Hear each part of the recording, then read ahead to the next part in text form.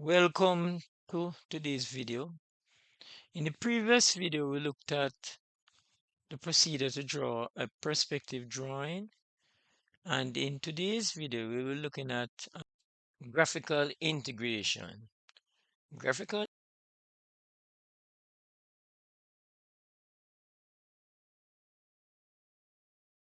I hope that you have found the videos useful, and you can let me know your thoughts.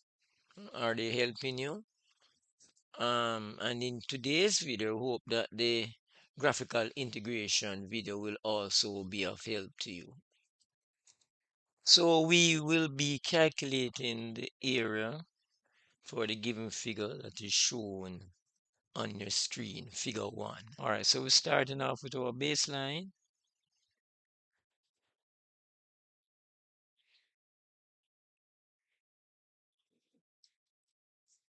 And we'll be drawing the object based on my measurements. Your measurements would be a little bit different.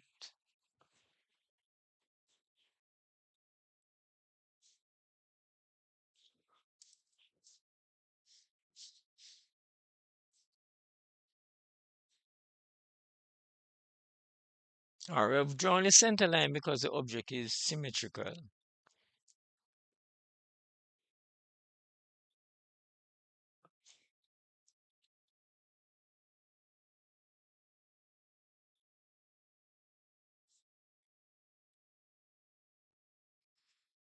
All right, so what we'll be doing now, we'll be finding the midpoints for these strips, for these 7 strips, right?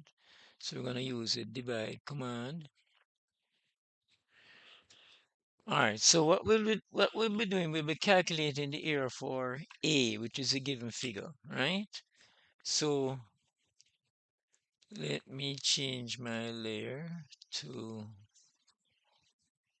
all right, so we're going to go where the center line intersects the object, we're going to drop a perpendicular to the baseline, which was XX in the beginning. All right, so we're going to turn on, so we're going line this point to the base. Then we need to select our pole distance, all right?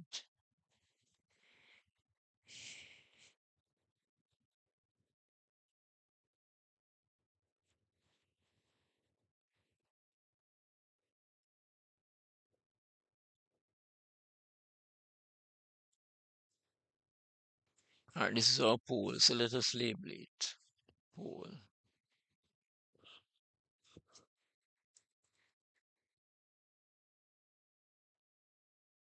All right, so the end of this line is our pole.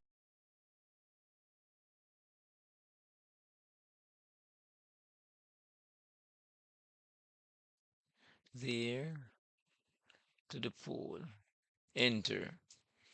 I'm going to do the same process for the next strip, the center line of the next strip. So I'm going to go line there, perpendicular, then to the pole. Enter. So we're going to go line again, there, perpendicular to the pole. Line again, perpendicular to the pole.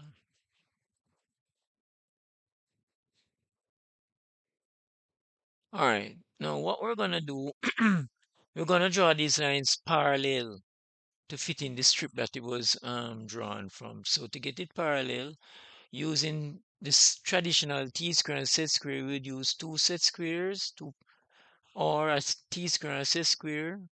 But we'll repeat the same process, but we'll be going towards the line XX, which is below. So we're going to go line, this intersection, there.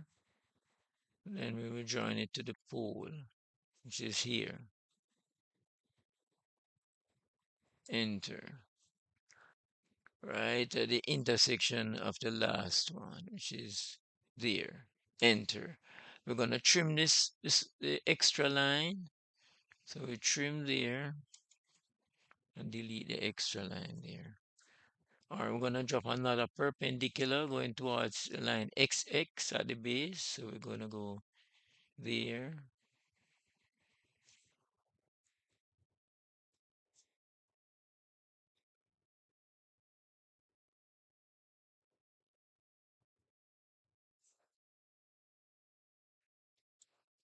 I'm gonna trim.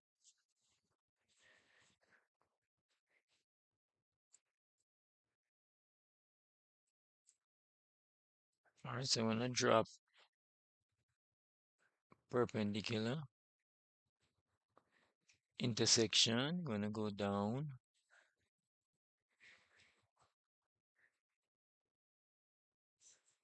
Gonna join it to the pole.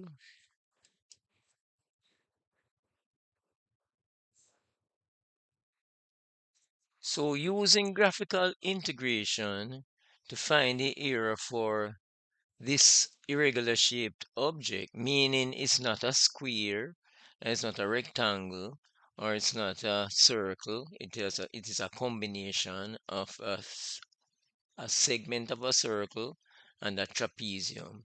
So we would use graphical integration to find the area, right?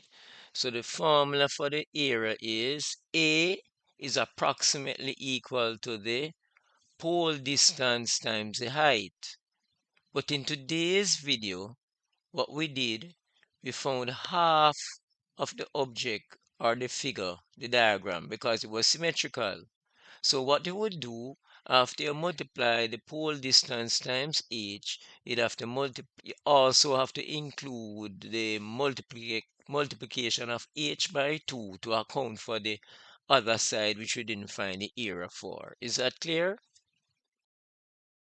Using graphical integration, the area of A will be equal to the pole distance, which is 30 millimeters here, times the height, which is h, times 2 because the object was symmetrical, and we calculated the area for half the object. We'll have to multiply h by 2, right?